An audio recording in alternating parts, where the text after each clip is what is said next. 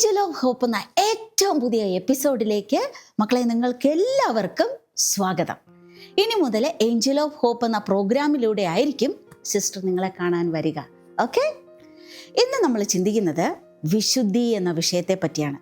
നിങ്ങൾക്കൊക്കെ അറിയായിരിക്കും അല്ലേ, പല സ്ഥലങ്ങളിൽ നിന്ന് പലരും പറഞ്ഞ് നമ്മൾ കേട്ടിട്ടുണ്ട് വിശുദ്ധി എന്ന വിഷയത്തെ പറ്റി. അപ്പം അതിനെപ്പറ്റി ഏതാനും കുറച്ച് കാര്യങ്ങൾ സിസ്റ്റർ പറഞ്ഞുതരാം. ഓക്കെ, റെഡിയല്ലേ? കേൾക്കാൻ റെഡിയാണോ? യെസ്. അപ്പോൾ വന്നു, നമുക്കൊന്നിച്ച് ഈ വിഷയത്തെ പറ്റി ചിന്തിക്കാം. മക്കളെ, ഇന്ന് നമ്മൾ ജീവിക്കുന്നത് ഒരു ഹൈടെക് ലോകത്തിലാണല്ലേ.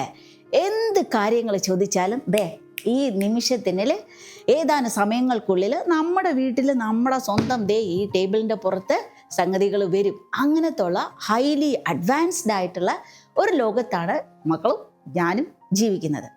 അപ്പോൾ അങ്ങനെയെങ്കിൽ ഈ സാധ്യതകളൊക്കെ ഉപയോഗിച്ചുകൊണ്ട് ഒരു മനുഷ്യന് എത്ര കാലം ജീവിക്കാൻ പറ്റും? ഒന്നൊന്ന് ചിന്തിച്ച് നോക്കിയേ. 100 വർഷം, 200 വർഷം, 500 വർഷം, 1000 വർഷം പറ്റുമോ? ഒരു ചുരുക്കി പറഞ്ഞാൽ ഒരു 500 വർഷം ജീവിച്ച ആൾക്കാരൊന്നും നമ്മൾ കേട്ടിട്ടേ ഇല്ല. ഒരു 100 ആൾക്കാരുണ്ടോ? എൻ്റെ നാട്ടിലില്ല കേട്ടോ. 100 വളരെ വളരെ വിരളമാണ്. എവിടെയൊക്കെ ജീവിച്ചിട്ടുണ്ടെന്ന് കേട്ടിട്ടുണ്ട്, പക്ഷേ സിസ്റ്ററിൻ്റെ നാട്ടിലില്ല. അപ്പോൾ എത്രയായിരിക്കും? വളരെ ചുരുക്കം. നമ്മുടെ ബൈബിളിൽ സങ്കീർത്തനം 90:10 പറയുന്നത് എന്താ?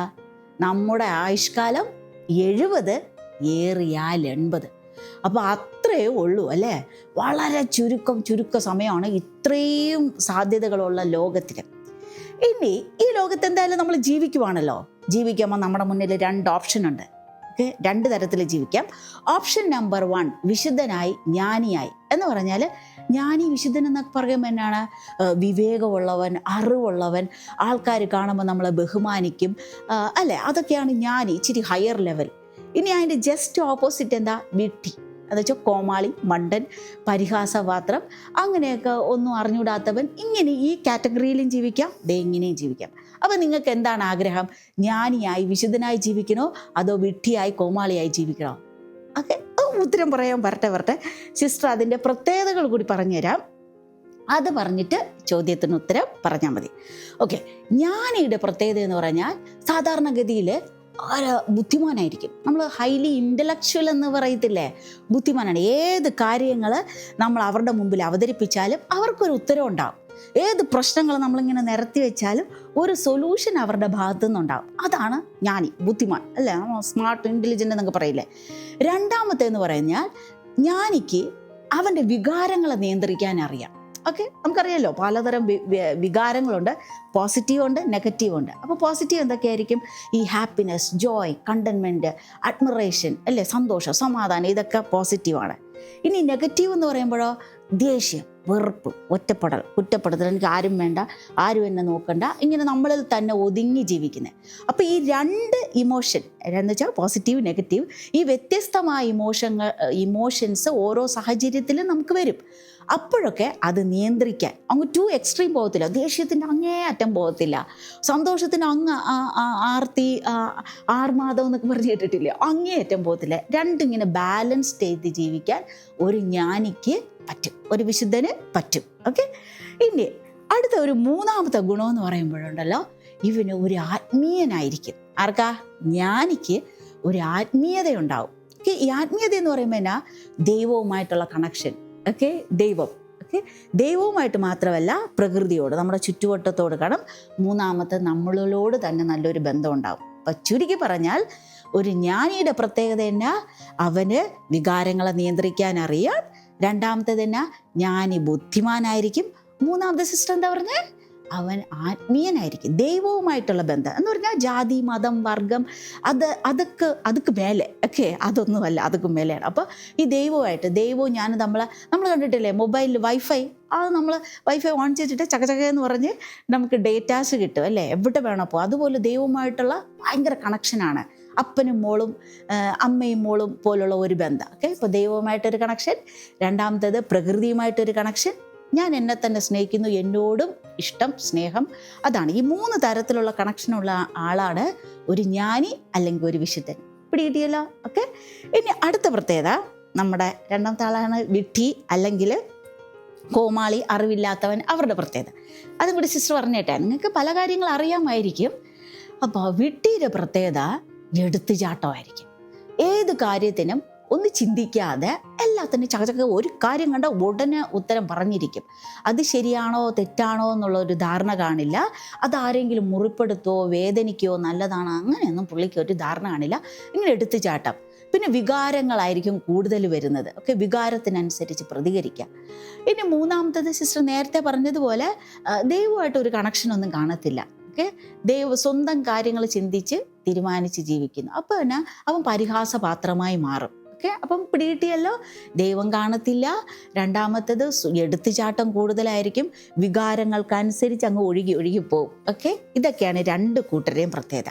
അപ്പം നമുക്ക് ആദ്യം ചോദിച്ചതിലോട്ട് വരാം. സിസ്റ്റർ ചോദിച്ചായിരുന്നു, ജ്ഞാനിയായി ജീവിക്കണോ അതോ വിഡ്ഢിയായി ജീവിക്കണോ? ഉള്ള കാലം കുറച്ച് കാലമേ ഉള്ളൂ. എങ്ങനെ ജീവിക്കണം? ജ്ഞാനിയായിട്ട് ജീവിക്കണം അല്ലേ? എനിക്കും അതാണ് ആഗ്രഹം, ജ്ഞാനിയായിട്ട് ജീവിക്കണം. അപ്പം നമ്മൾ പഠിച്ചു, ഈ ലോകത്തിൽ ജീവിക്കുന്നിടത്തോളം കാലം ഒരു ജ്ഞാനിയായിട്ട് നമ്മളെ കണ്ടാൽ തന്നെ മറ്റുള്ളവർക്ക് അഭിമാനം തോന്നണം. ആ തരത്തിലാണ് നമ്മൾ ജീവിക്കേണ്ടത്. അപ്പം ഇനി ഞാൻ എവിടെ നിന്ന് കിട്ടും? ലോകം തരുമോ? ട്യൂഷൻ ക്ലാസ്സിൽ നിന്ന് കിട്ടുമോ?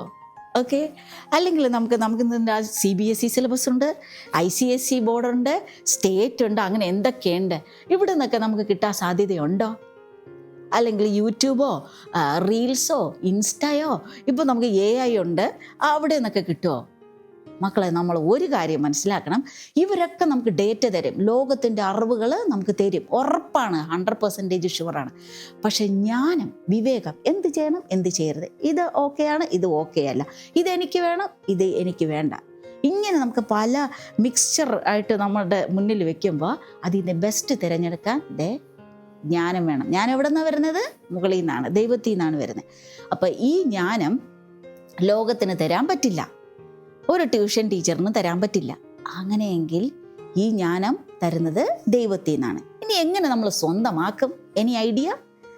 നമ്മൾ എങ്ങനെ ഈ ജ്ഞാനം സ്വന്തമാക്കും? ജ്ഞാനം സുഭാഷിതങ്ങളുടെ പുസ്തകം 9:10. ഇനി സിസ്റ്റർ അത് തെറ്റാണെങ്കിൽ മക്കൾ നോക്കണം കേട്ടോ, ബൈബിളിലൊക്കെ മറിച്ച് നോക്കണം. സുഭാഷിതം 9:10 അതിൽ പറയുന്നത് ദൈവഭക്തിയാണ് ജ്ഞാനത്തിൻ്റെ ഉറവിടം. എന്താ? ദൈവഭക്തി. ദൈവഭക്തി, ദൈവത്തെ സ്നേഹിക്കുമ്പോൾ ദൈവം നമുക്ക് അത് തരും. ദൈവഭക്തിയാണ്. ഇനി ജോബ് കഥ കേട്ടിട്ടുണ്ടല്ലോ, ധനവാനായിരുന്നു, കോടീശ്വരനായിരുന്നു. ഒരു ഘട്ടം എത്തിയപ്പം പുള്ളി 0 പോയിന്റിലെത്തി. പക്ഷെ എങ്കിലും ഇങ്ങനെ ചിറകടിച്ച് ഉയർന്ന് പറന്ന് ഉള്ളതിനേക്കാൾ കൂടുതൽ നേടിയത് ദൈവത്തിൻ്റെ പ്രീതിക്ക് പാത്രമായതാണ് ജോബ്. അപ്പോൾ ഈ ജോബിൻ്റെ പുസ്തകം 28:28 പറയുന്നത് തന്നെ ദൈവത്തെ അറിയുന്നതാണ് ജ്ഞാനം, തിന്മയിൽ നിന്ന് ഓടി അകലുന്നതാണ് അറിവ്. അപ്പം മക്കളെ, അപ്പം നമ്മൾ ഉറപ്പിച്ചു, ജ്ഞാനം ലോകത്തിന് തരാൻ പറ്റില്ല, ജ്ഞാനം മുകളിൽ നിന്നാണ് വരുന്നത്, ദൈവം. അപ്പോൾ നമ്മൾ ഇത്രയും പഠിച്ചു. ഇനി നമ്മുടെ ഭാഗത്ത് നിന്ന് ഈ ദൈവത്തെ പ്രസാദിപ്പിക്കണം, സന്തോഷിപ്പിക്കണം അല്ലേ? നമ്മൾ കൂട്ടുകാർ നമ്മൾ എന്ത് ചോദിച്ചാലും അഡ്ജസ്റ്റ് ചെയ്യത്തില്ലേ? എന്ത് ചോദിച്ചാലും തരത്തില്ലേ? അപ്പോൾ കൂടെ നടക്കാൻ ഇഷ്ടമാണ്. ഇതുപോലെ ദൈവത്തെ നമ്മൾ പ്രണയിക്കണം, സ്നേഹിക്കുമ്പോൾ ആ സ്നേഹത്തിൽ ദൈവം നമുക്കെല്ലാം തരും അല്ലേ? നമുക്കെല്ലാം തന്ന ചരിത്രമേ ഉള്ളൂ. എല്ലാം കെട്ടിപ്പിടിച്ച് വെക്കുന്നതല്ല നമ്മുടെ ദൈവം. ചോദിക്കുന്നതൊക്കെ ഇങ്ങനെ വിളമ്പിക്കൊടുക്കും.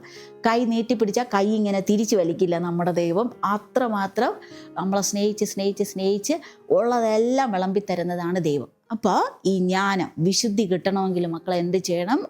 നമ്മൾ ദൈവത്തോട് ചോദിക്കണം. ദൈവത്തിൻ്റെ ദാനമാണ്. അപ്പോൾ നമ്മുടെ ഭാഗത്തുനിന്ന് കുറച്ച് ഇനിഷ്യേറ്റീവ് എടുക്കണം.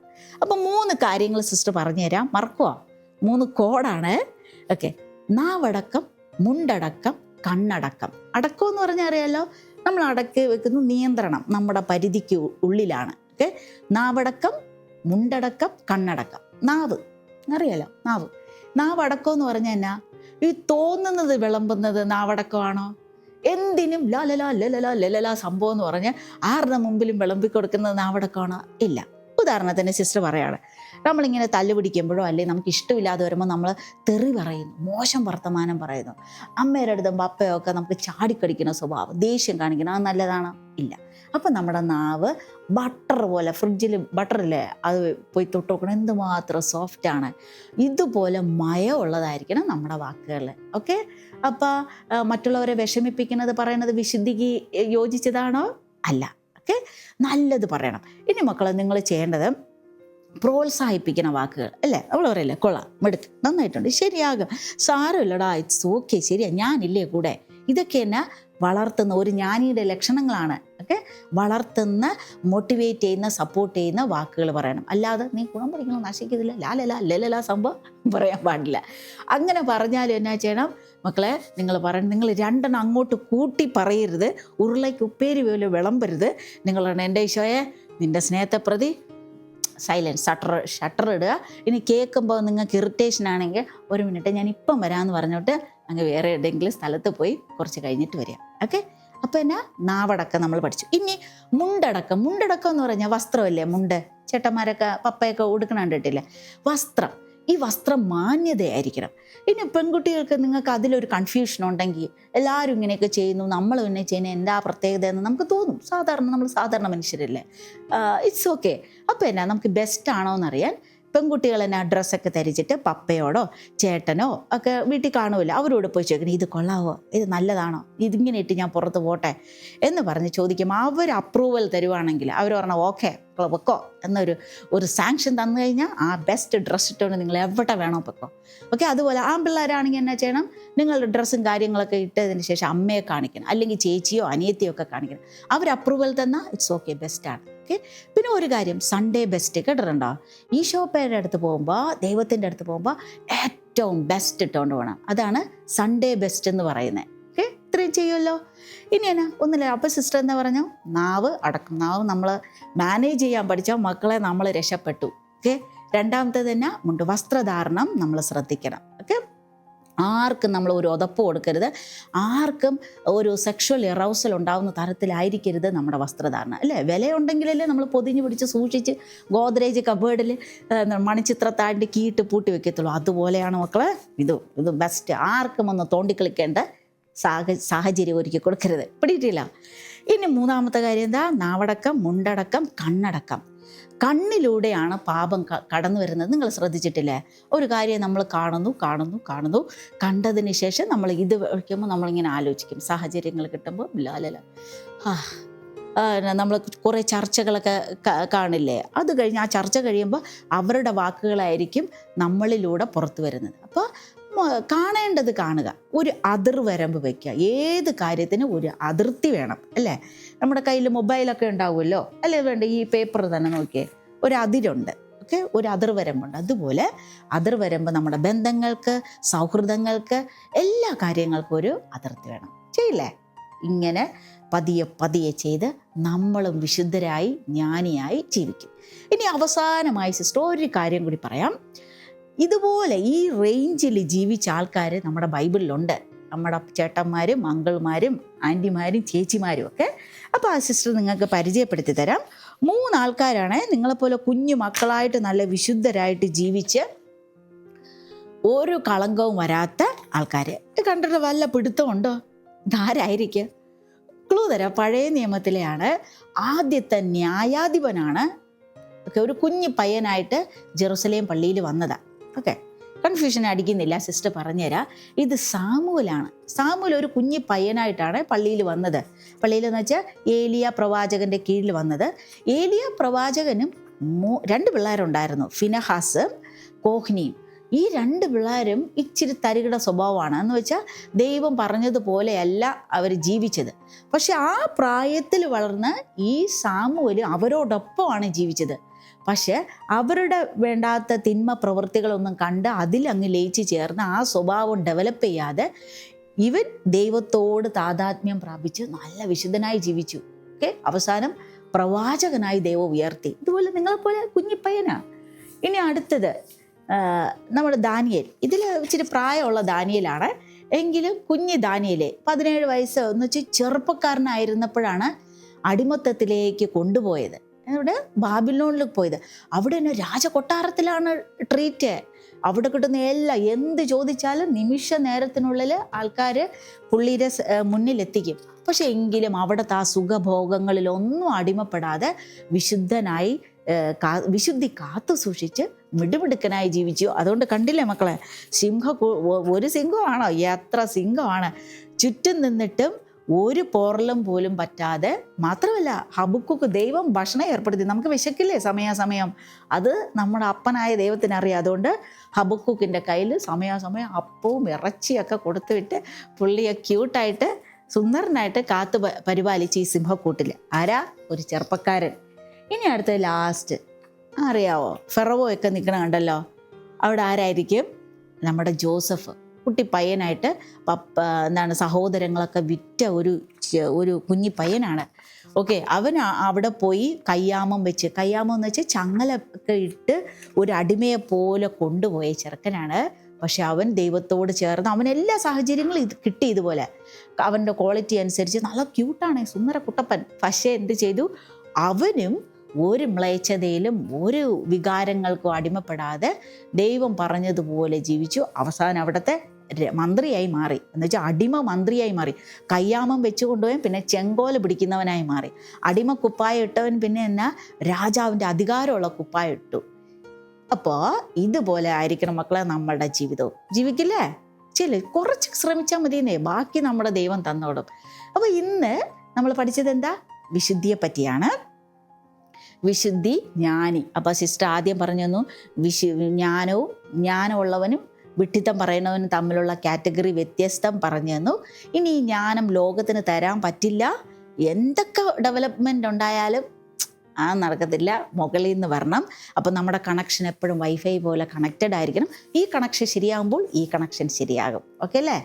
അപ്പോൾ അത് പഠിച്ചു. അപ്പോൾ ദൈവത്തോട് കൂട്ടുകൂടണം. ഇനി നമ്മൾ ചെയ്യേണ്ട ഇനിഷ്യേറ്റീവ് എന്താ? 3 കാര്യങ്ങൾ: കണ്ണടക്കം, മുണ്ടടക്കം, നാവടക്കം. കണ്ണ് കുറച്ചുകൂടി ശ്രദ്ധിക്കുക, നോക്കേണ്ട കാര്യങ്ങൾ മാത്രം നോക്കുക, ഒരു അതിർത്തി വയ്ക്കുക. പിന്നെ ശരീരം, മാന്യമായ വസ്ത്രധാരണം. പിന്നെ എന്താ പറഞ്ഞാൽ നാവ്. ഓക്കെ, എന്തും ഏതും വിളിച്ചു പറയരുത്, ബട്ടർ പോലെ മയമുള്ളതായിരിക്കണം. അപ്പോൾ നമുക്ക് അടുത്ത എപ്പിസോഡിൽ കാണാം. അതുവരെ ഈശോയെ പ്രണയിച്ച് ജ്ഞാനിയായി, ഒരു ലൈഫേ ഉള്ളൂ, ജ്ഞാനിയായിട്ട് മിടുക്കനായിട്ട് മറ്റുള്ളവർക്ക് അഭിമാന താരമായിട്ട് ക്രിസ്ത്യാനി എന്ന് പറയുന്നതിൽ അഭിമാനമുള്ളവനായിട്ട് നമുക്ക് ജീവിക്കാം. അപ്പോൾ ഈശോ അനുഗ്രഹിക്കട്ടെ. God bless you. ആമേൻ.